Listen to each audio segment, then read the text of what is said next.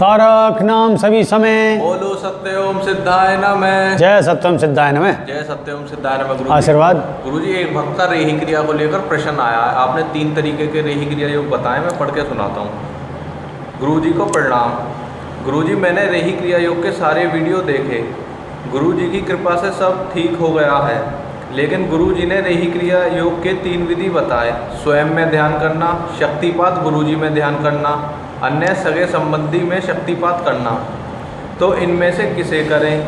तीनों करें तो किस अवस्था में करें? सबसे अधिक लाभ इन तीनों में से किस में होगा?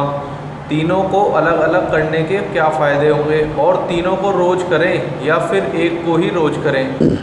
इसे मैं बताता हूँ, सीधी बात है भक्ति, ये 3 क्या 4 तरीके से है और इसमें आगे और विस्तार हैं। लेके रेही का अर्थ जानो पहले। रेही का वैसे तो सामान्य भाषा में रेही का है बेलना, अलग रेही का, लेकिन जो इसकी उच्चतर जो फिलोसफिकल है, रे माने आत्मा है और ही माने जो है उसकी शक्ति है, आत्मा की शक्ति। तो आत्मा की शक्ति ही चारों ओर व्याप्त है और उसी की आत्मा की शक्ति का विस्तार करना ही रेही क्रिया योग है। अब रेही वैसे 4 भाग से बना हुआ है, 4 अक्षरों से। रे मतलब रे और ए और है और ई। तो रे जो है वो है आपका सूर्य नाड़ी, सूर्य और ए जो है इसकी सूर्य की शक्ति, सूर्य विद शक्ति।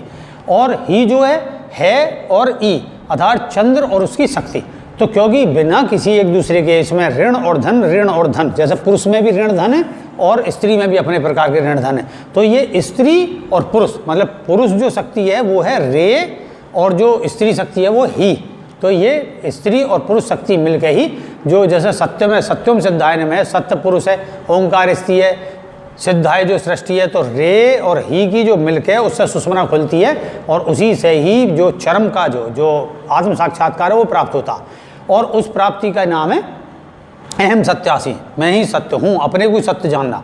तो इसमें सबसे पहले क्या हुआ, जब हम अपने सत्य को जानने की ओर प्रयासरत होते हैं, मैं कौन हूँ, कहाँ से आया, मेरा मोटिव क्या है, तो इसके लिए हम क्या प्रयास करते हैं, किसी को गुरु बनाते हैं।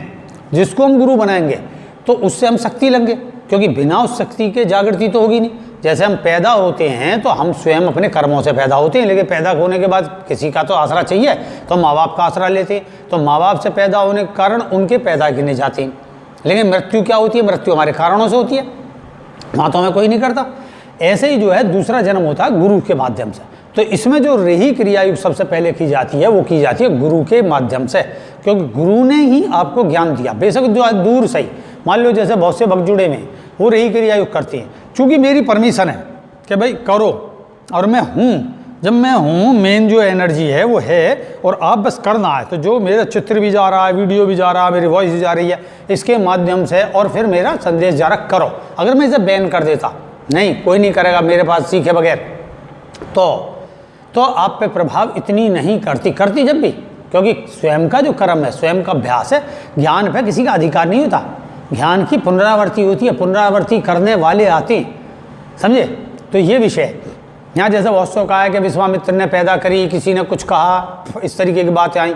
तो अरे भाई, अब मेरा जो जन्म है मैं अनंत जन्मों से हूँ, तो इसका मतलब ये थोड़ा ना कि मेरा कोई गुरु रहा होगा, मैंने तो अपने जन्म में कोई गुरु ना देगा।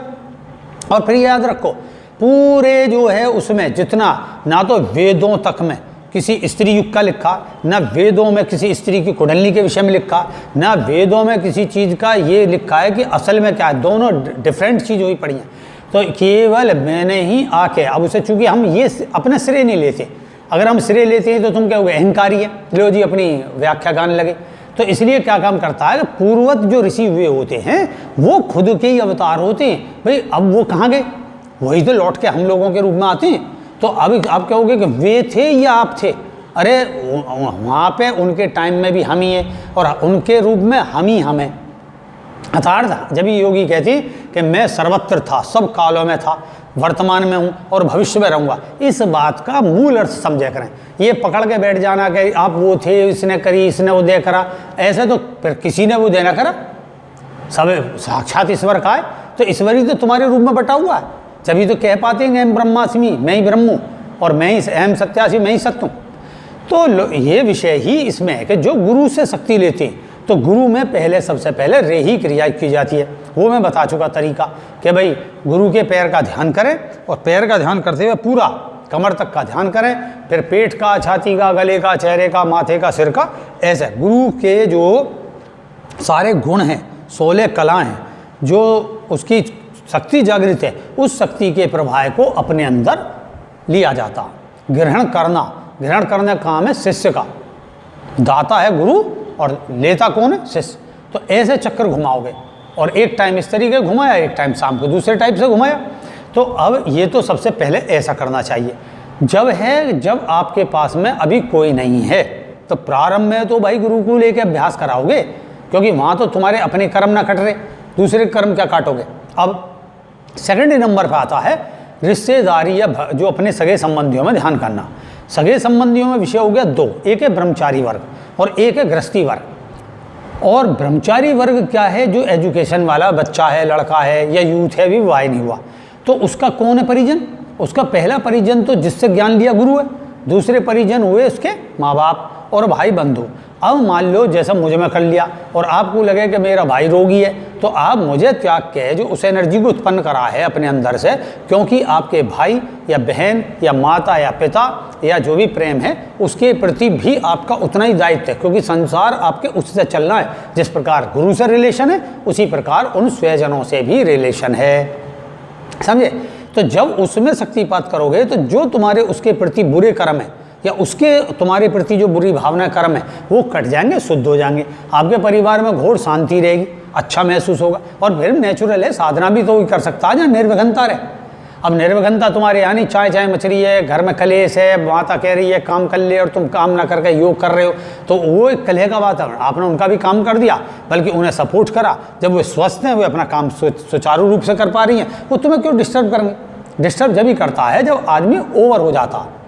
तो ओवर ना हो, आप उसकी वैसे भी हेल्प करें और मानसिक भावना और आत्मिक भावना से करें। तो आपने दूसरे नंबर पर होगी सगे संबंधियों में ध्यान करना। अब गृहस्थी का आता है। इसमें गृहस्थी का जो मैटर है उसमें क्या आएगा कि जो हमारी पत्नी है, जो हमारा पति है, जो हमारा बच्चा है, सवाल वही हो गया। तो आप पत्नी में ध्यान करें। पत्नी तो लोग क्या है, गुरु को पकड़ के बैठ जाती हैं, क्योंकि गुरु से तो बहुत सहज है, क्योंकि गुरु में तो ये गुरु तो शुद्ध है, शुद्ध से तुम ले रहे हो। अब सवाल यह आता कि भोगों के लिए तो तुमने पत्नी पकड़ ली, ये भोगों के लिए तो पति पकड़ लिया, और फिर गुरु जो है कबाड़ को तुम गुरु में डालते रहो शुद्धि करने को। गुरु जी मेरा मन ना लगता पत्नी में, क्योंकि उससे मेरा आंतरिक विरोध है। मतलब सेक्सुअल रिलेशन के लिए तो आपकी पत्नी है या पति है, और आप उसके लिए गुरु में क्या कर रहे हो?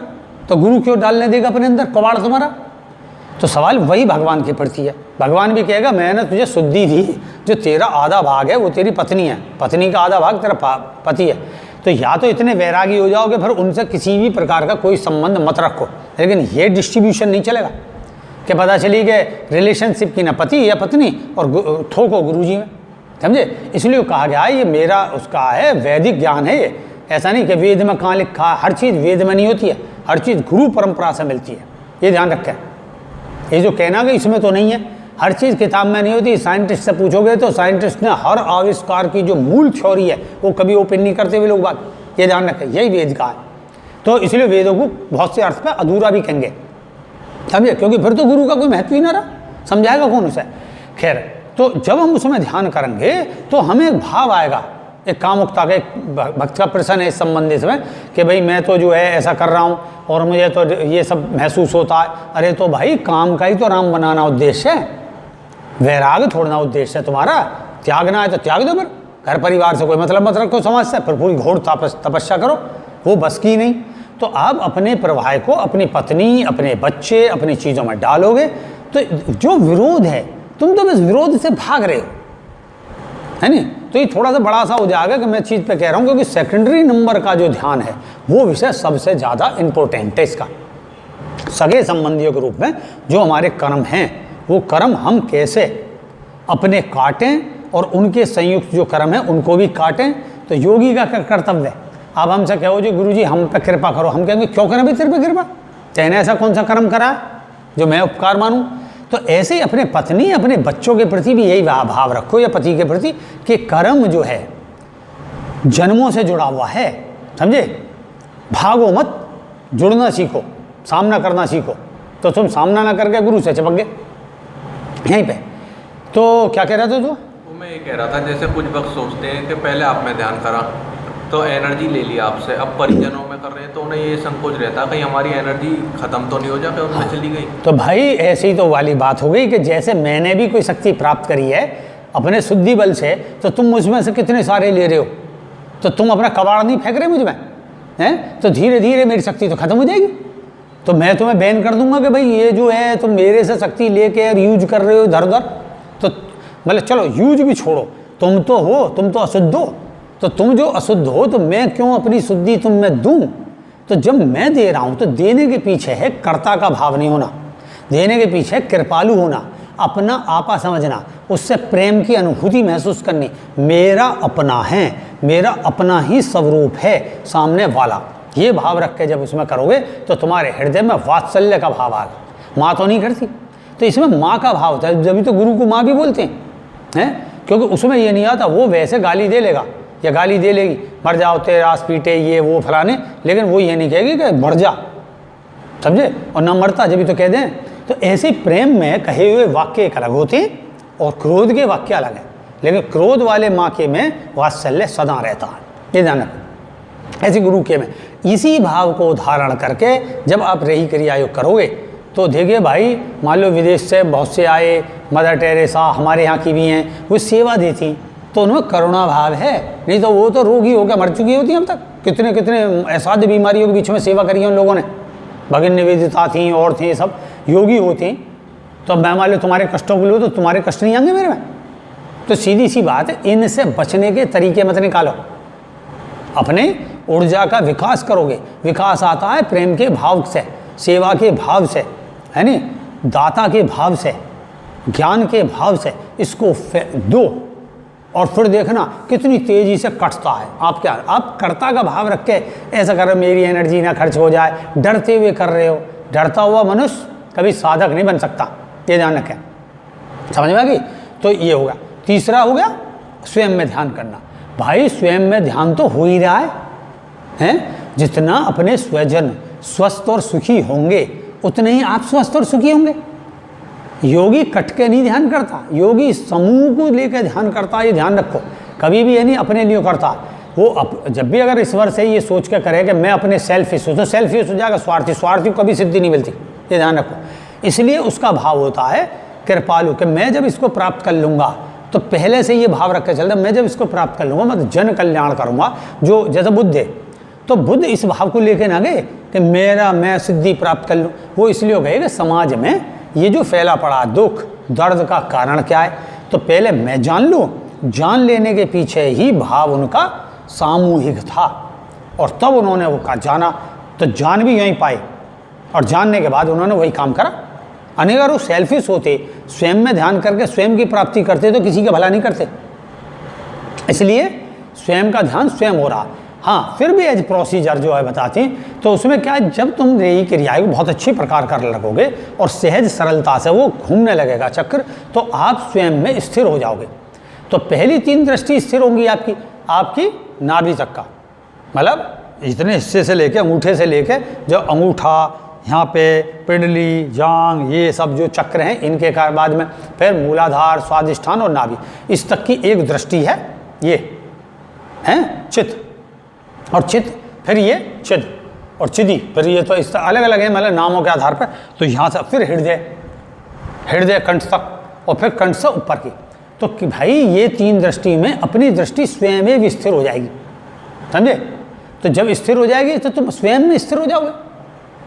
तो स्वयं में का हो गया ध्यान, मतलब जब तुम भाई आप करते करते स्थिरता को प्राप्त कर लोगे। स्थिरता का अर्थ ही स्वयं में स्थिर होना, और वही स्वयं का ध्यान है।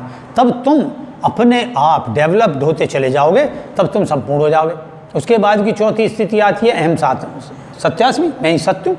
तो उस मैं सत्य में स्वार्थी सत्य नहीं आता।